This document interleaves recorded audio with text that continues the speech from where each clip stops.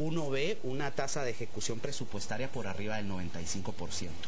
¿Qué quiere decir esto? Lo que estamos viendo nosotros es una intencionalidad expresa, pareciera ser, desde negar, por ejemplo, delitos de lesa humanidad como el genocidio por parte del secretario de la Paz y del propio presidente de la República.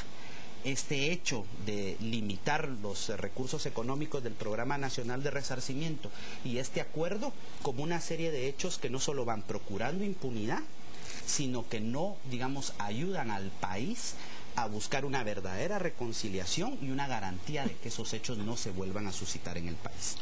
Ahora bien, en medio de todo esto, señor Palomo, ¿qué pasa? La Corte se pronunció ya a finales del 2012, ahí como por noviembre, en el caso de Río Negro, esta masacre de Río Negro, que fueron una serie de hechos, y por ejemplo se habla que el 14 de septiembre fueron ejecutadas 101 personas en Rabinal, Alta Verapaz.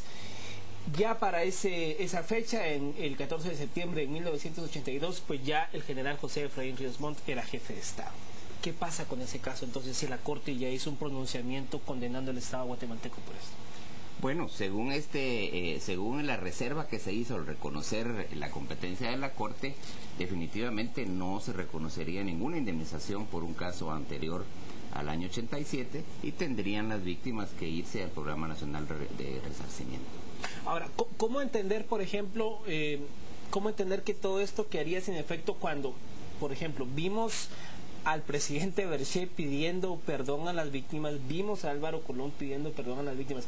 ¿Cómo entendemos esto? ¿Cómo alguien no pudo revisar si es como dice el licenciado Palomo, que pues efectivamente es del 87 para adelante y que pues alguien como que se le traspapeló la fecha por ahí? ¿Cómo entender esto, Jorge? No, yo creo que efectivamente lo que estamos viendo, y nosotros hemos referido, que aquellos viejos prejuicios que se fundamentaban alrededor de la llegada de un posible presidente como Otto Pérez Molina a la presidencia, se iba a generar toda una serie de procesos que efectivamente iban a hacer serios retrocesos en el avance en materia de justicia transicional. La justicia transicional entendida como aquella justicia que, digamos, da conocimiento de la verdad de los hechos ocurridos, respeta y construye memoria histórica, le permite el acceso a la justicia a las víctimas y repara integralmente. Esa es la justicia transicional. Creo que esos prejuicios se están convirtiendo, dejan de ser prejuicios, pasan a ser una realidad concreta al, digamos, conocer estos acuerdos gubernativos y los hechos que describí con anterioridad. Uno no logra entender cómo, digamos, Óscar Berché pidió permiso en determinados casos concretos. Álvaro Colón pidió perdón inclusive por el tema del delito de genocidio, y hoy se empieza a construir toda una revisión histórica, que es un debate antiguo alrededor de las conclusiones y recomendaciones de la Comisión para el Esclarecimiento Histórico. Es decir, una comisión formada desde las Naciones Unidas con expertos, que realizó un trabajo a partir de bases científicas que estableció que en este país habían habido 200.000 víctimas del conflicto armado interno de manera directa, alrededor de 45.000 víctimas de desaparición forzada, entre las que se cuentan 5.000 niños desaparecidos forzosamente. Está siendo puesto en cuestión por el Estado guatemalteco a partir de no reconocer el delito de genocidio en la actualidad, y obviamente busca generar procesos que al final de cuentas van a procurar y están procurando impunidad. Cuando una declaración la realiza un personaje, un funcionario público como el presidente, digamos, en torno a la negatoria del delito de genocidio, y se impulsan acciones como el acuerdo gubernativo, puede ser también interpretado en nuestra débil democracia por parte del sistema judicial como algunas luces que debiesen de generar acciones tendientes a no reconocer tampoco los hechos que hoy se están ventilando en las Cortes Nacionales. Y eso es lo preocupante. Y a propósito del tema de las Cortes Nacionales, la prensa internacional, al día siguiente que salió este acuerdo gubernativo, hablaba de que esto se da en un contexto donde la CC conoce o pudiese dar una resolución de una amnistía al general José Efraín Ríos Montt. ¿Nos puede explicar, abogado Palomo, en qué estatus se encuentra esto y si habría o no una relación como la ha hecho la prensa internacional? Mire, la Corte de Constitucionalidad ni ningún tribunal del país da amnistías.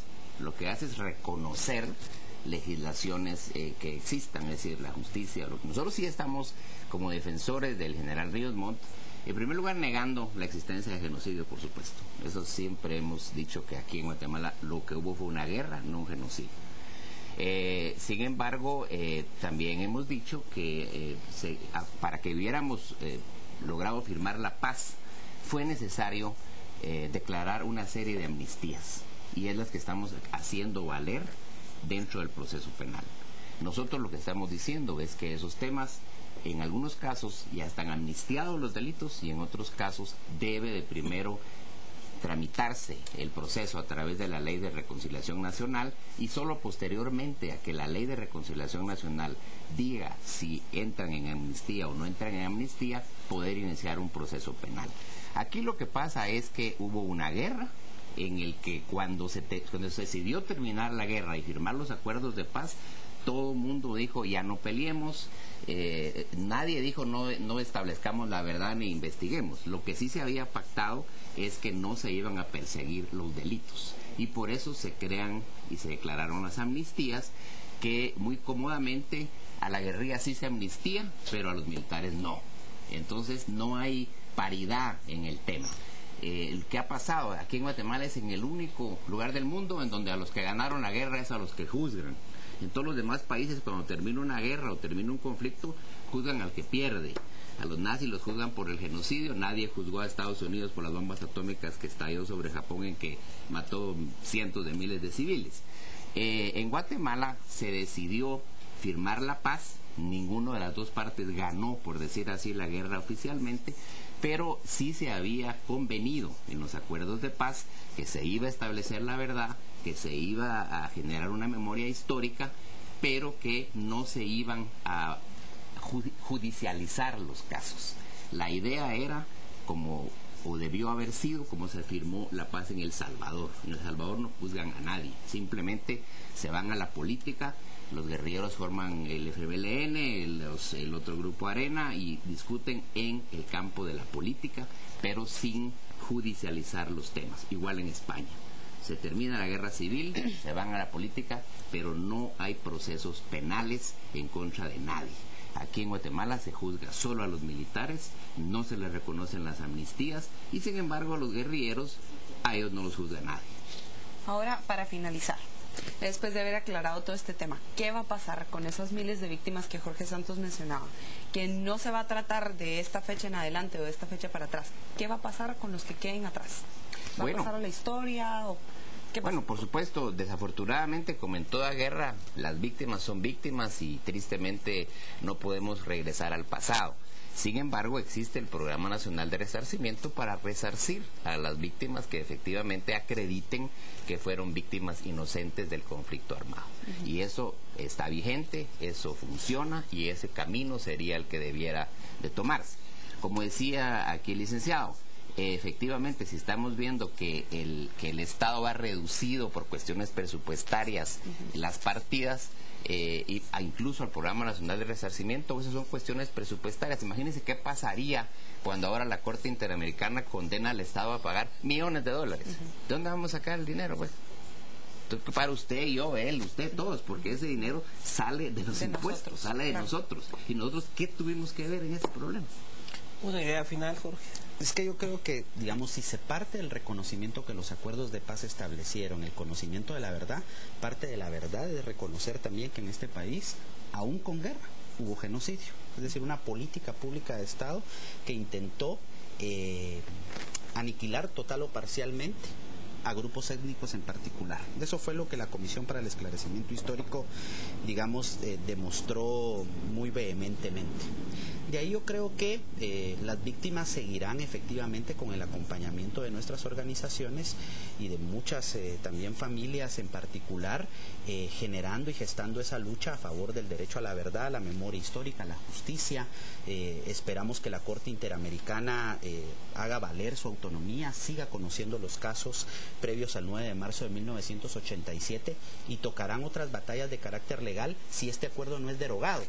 Es decir, si el presidente sigue cometiendo esta osadía de carácter político frente a la comunidad y el concierto de las naciones, que nos coloca como un país altamente atrasado, que no reconoce ese ámbito internacional, pues las víctimas tendrán que hacer valer sus derechos que fueron reconocidos en el ámbito del sistema interamericano en las Cortes Nacionales. Y creo que por ahí vendrá la lucha. Sin lugar a dudas, nosotros lo que sí estamos estableciendo es que hay una intencionalidad expresa desde la Presidencia de la República de procurar impunidad, ¿verdad?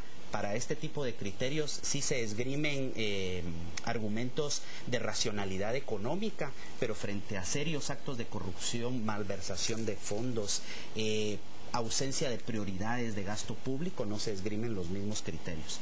Nos parece acá que si el Estado guatemalteco hiciera valer principios como el de la justicia universal para los casos de delitos del pasado, lucha de la impunidad del pasado, delitos del pasado, sin lugar a dudas construiríamos un Estado no solo mucho más moderno, mucho más democrático, sino con garantías para que la ciudadanía guatemalteca pueda ejercer todos sus derechos humanos y sus libertades. Entonces es una competencia del Estado construir esas capacidades, y vemos que en el actual gobierno del general Otto Pérez Molina esas condiciones bajo ningún tipo de condición se están dando.